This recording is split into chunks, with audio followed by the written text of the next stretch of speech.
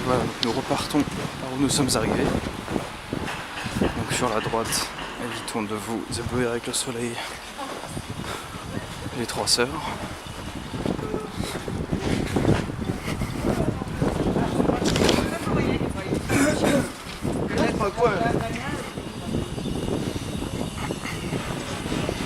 Et donc nous allons prendre cette rue pour aller vers le centre.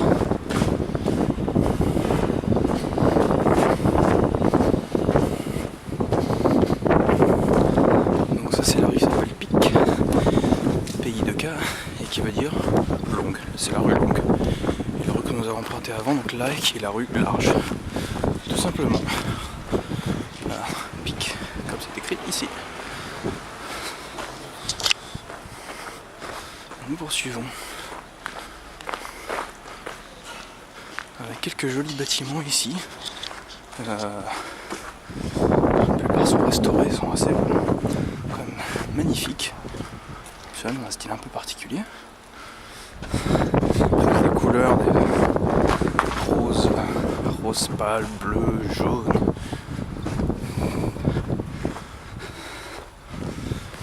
Sous le soleil, c'est magnifique. Petite marche avant d'arriver sur la place centrale de l'hôtel de ville. On repasse donc ici, c'est l'église Saint-Olave de l'autre côté. Bon, c'est un petit peu moins imposant bien sûr. On voit la tour. On va se ranger un petit peu pour les voitures.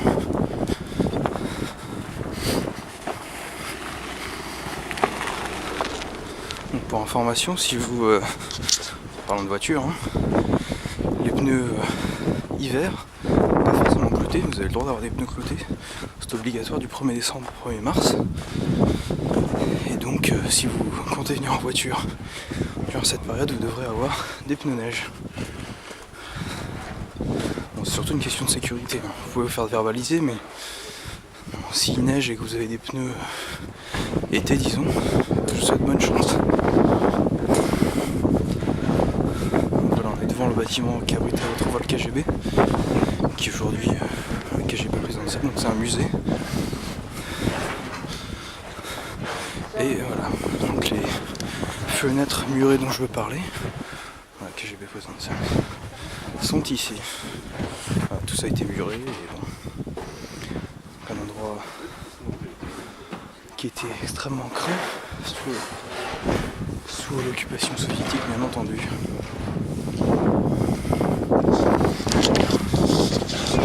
On continue notre chemin. Je vais mettre dans l'ombre pour éviter d'avoir le reflet du soleil.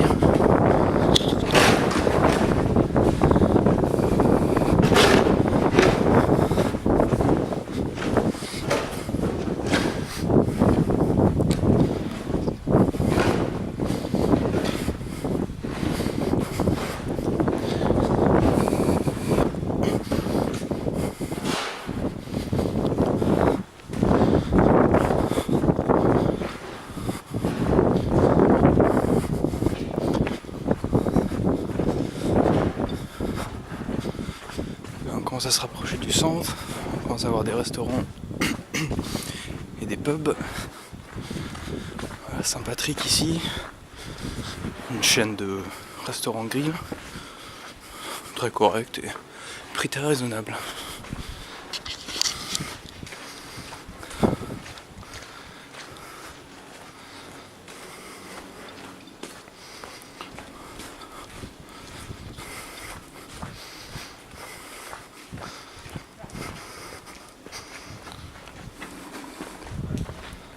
Ici le NOL Hund,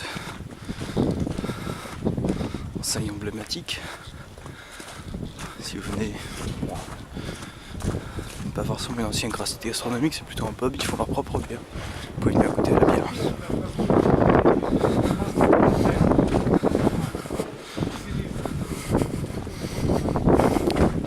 Alors ici on va arriver devant un bâtiment assez connu, en tout cas que vous trouvez dans tous vos guides, qui est la confrérie des Têtes Noires, Brotherhood of Blackheads, avec sa porte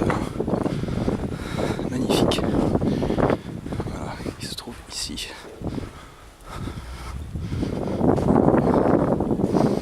Et donc il s'appelle comme ceci, puisque vous voyez tout en haut de la porte un homme noir. On arrive quasiment touche à notre but. On va passer devant l'ambassade de Russie.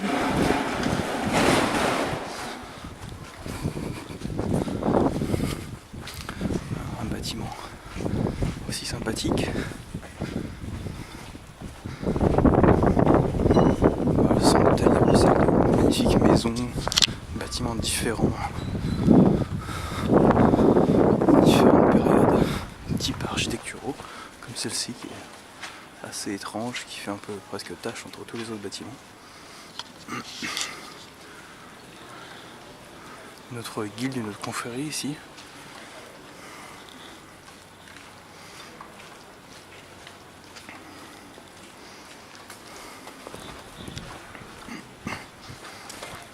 L'ambassade de Russie sur notre droite.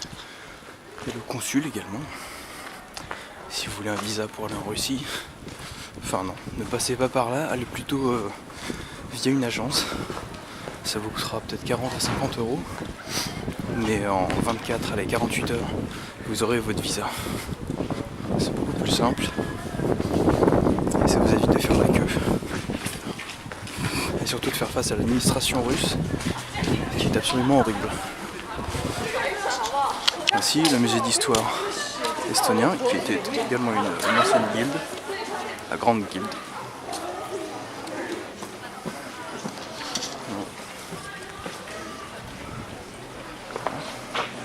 Petite église ici. Et de l'autre côté, en prenant ce petit passage, nous arrivons sur la place de l'hôtel de ville.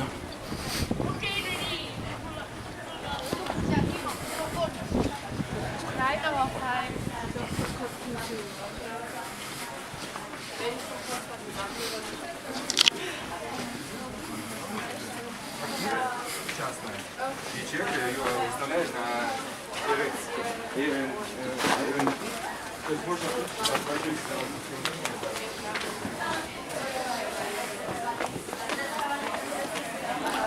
avant d'accéder, on va se retourner juste ici pour montrer un bâtiment que j'adore, une petite maisonnette. Donc avec l'église derrière. Cette petite maison rouge, qui est une petite boutique tout simplement. Je trouve ça très mignon en hiver. Durant les périodes de fête, c'est décoré, des petites lumières, c'est superbe. Surtout sous la neige. Voilà. Et nous arrivons maintenant sur la place principale, la place de l'hôtel de ville. Et voilà l'hôtel de ville. L'hôtel de ville et sa place. Qui abrite durant les fêtes le marché de Noël, qui n'est plus là bien sûr. Et qui a été catégorisé comme un des plus beaux marchés de Noël d'Europe, si ce n'est du monde. La place entourée par de grandes bâtisses, et surtout aujourd'hui par beaucoup de restaurants et de pubs, restaurants-bars en tout cas. Certains n'utilisent pas le qualificatif déjà touriste, mais disons que les prix sont bien plus élevés que dans des restaurants classiques. Même s'il y a des restaurants assez sympathiques, notamment celui-ci, Troïka, qui sert des spécialités russes, pas forcément très locales. Mais il y a des choix assez sympathiques. Mad Murphy's qui est un pub. Je connais pas trop les restaurants de ce côté-ci. Et là c'est plutôt des boutiques par là. Voici l'hôtel de ville.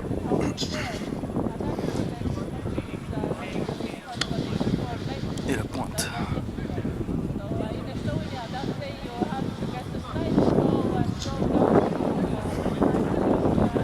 Alors si je reprends par ici, en allant sur la gauche, on retourne au point de départ, donc on va bifurquer avant de retrouver ce point de départ justement. sur la route, je m'arrêterai devant un parc pour vous expliquer ce qui s'est passé ici. Un petit train. Si vous en avez marre de marcher, vous pouvez faire le tour de la ville en petit train.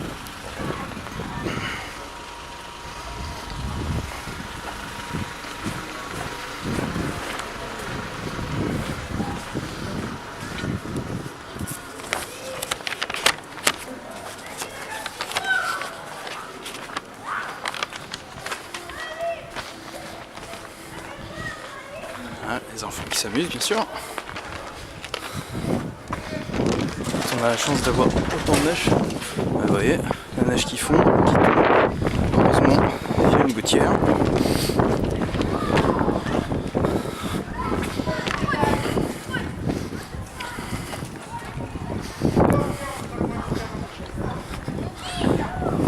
Tout à l'heure, nous repartirons par ici.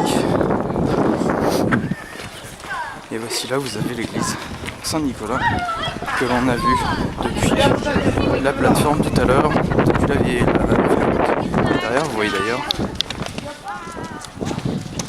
l'église orthodoxe. Voilà, je vais juste vous amener au coin là-bas.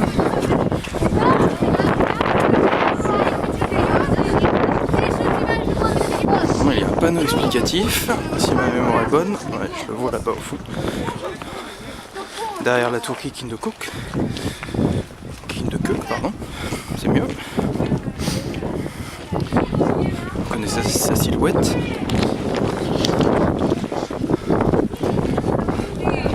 Aujourd'hui nous avons un joli parc ici.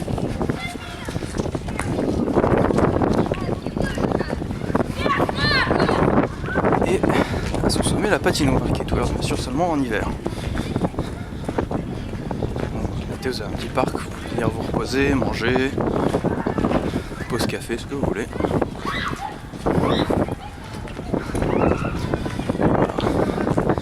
Mais surtout ici, le parc a été construit, plutôt reconstruit, en 2007 il me semble. Et avant ça, donc parfois je suis venu ici en Estonie en 2005, à la place de ce parc il y avait des ruines. Puisque ce site abritait ce qui restait des bombardements soviétiques du 9 mars 1944. Donc, la rue Herriot ressemblait à ça. Donc si je vous montre cette photo, voilà, le bâtiment que vous voyez au fond avec la petite tour se trouve ici. Voilà. Donc tout était détruit. Donc il restait quelques ruines et les ruines ont été comblées. En tout cas ils ont construit un parc par-dessus. Donc en fait... Donc juste un petit rappel historique. Donc en juin 1941, l'Estonie est occupée par les soviétiques. Donc suite au pacte germano-soviétique, le pacte Molotov-Ribbentrop. Mais en juin 1941, les nazis rompent le pacte et ils déclenchent l'opération Barbarossa, donc qui vise à ouvrir le deuxième front, en tout cas le front de l'Est, à envahir la Russie. Donc à partir de juillet 1941 jusqu'en octobre 1944, l'Estonie est occupée par l'armée allemande. Et c'est ce qui nous amène à ces bombardements, puisque les soviétiques veulent récupérer l'Estonie et bombardent Tallinn le 9, en tout cas dans la nuit du 9 au 10 mars 1944. 300 avions qui larguent plus de 3000 bombes sur Tallinn et qui vont détruire une bonne partie de la ville. Le but était de saper le moral de la civilisation, enfin des civils, qui s'opposaient au retour des soviétiques, puisque l'Estonie avait subi déjà des déportations assez importantes. Et bon, l'effet était plutôt contraire, puisque ça a surtout déclenché une haine encore plus vive pour les soviétiques. Et bon, malheureusement les Estoniens avaient raison, puisque des déportations auront également lieu encore après le retour des soviétiques. C'était pas le premier bombardement qui détruisait une belle vieille ville, puisque le 6 mars, donc quelques jours avant, la vieille ville baroque de Narva a été, elle, complètement rasée. Donc voilà. Aujourd'hui c'est un parc qui se trouve ici. Et quelques jolies maisons qui restent derrière.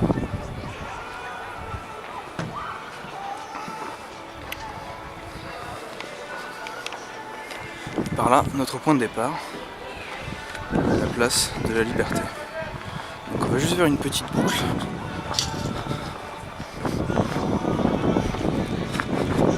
Je pense la dernière pour aujourd'hui. À ce côté-là pour vous montrer l'ancienne place du marché.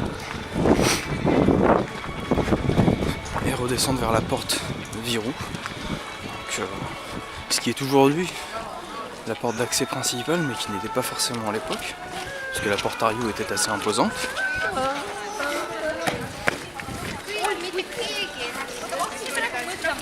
Hop là, et voilà, ça tombe, comme vous voyez.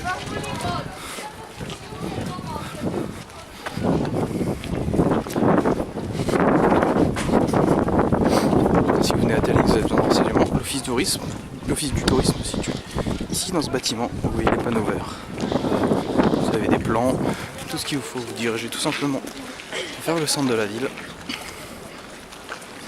Vous trouvez sans problème. Vous êtes de toute façon à 2 pas de la place principale.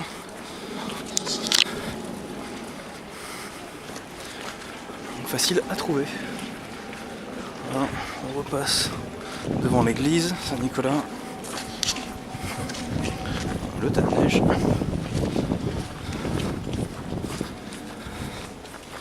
Et alors on descend vers la place du marché. Sur la gauche, on passe avant cela devant l'Institut français. Maintenant, c'était un centre culturel, maintenant c'est devenu un institut qui donne des cours de français notamment.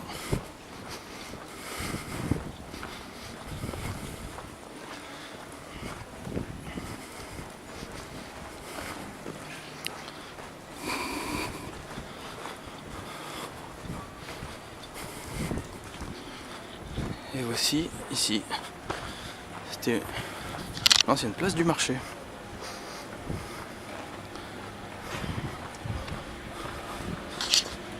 Et voilà, aujourd'hui c'est le restaurant Oldeanza ici. C'est un restaurant médiéval qui est très particulier, donc à l'intérieur il n'y a que des bougies, il n'y a pas d'éclairage électrique. Et qui ont des boissons intéressantes, mais aussi des mets très intéressants avec des épices particulières, des viandes aussi qu'on ne trouve pas partout.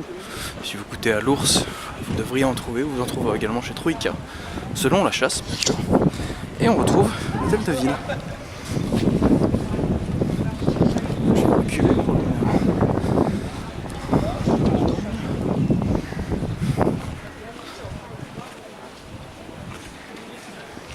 Voilà. Donc à la place de l'ancien marché Vanatoul, qui est magnifique. Tous ces beaux bâtiments, Oldeanza, d'autres bâtiments de l'époque médiévale. Celui-ci est superbe.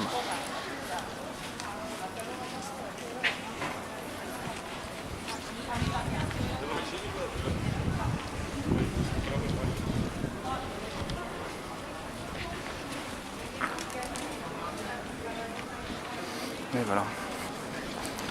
On va redescendre vers la porte de Virou. J'ai exactement 1 minute 20 pour y arriver avant que ma vidéo ne coupe. C'est une rue commerçante avec pas mal de souvenirs surtout. Quelques produits typiquement estoniens ici. Bon, souvent bien plus cher que dans les magasins classiques. Mais bon, il y a certains produits que vous ne trouverez qu'ici. Donc faites votre petit comparatif, surtout si vous avez le temps. Bien sûr, si vous passez qu'une journée ou deux, faites vos emplettes ici. Voilà, donc là, porte Virou qui se profile au fond. Donc là, une seule tour, la deuxième est sur la gauche.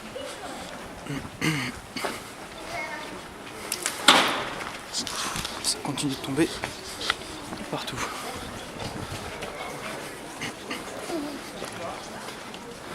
Bon, ça se finit, donc on va faire une autre vidéo avant de se quitter pour aujourd'hui.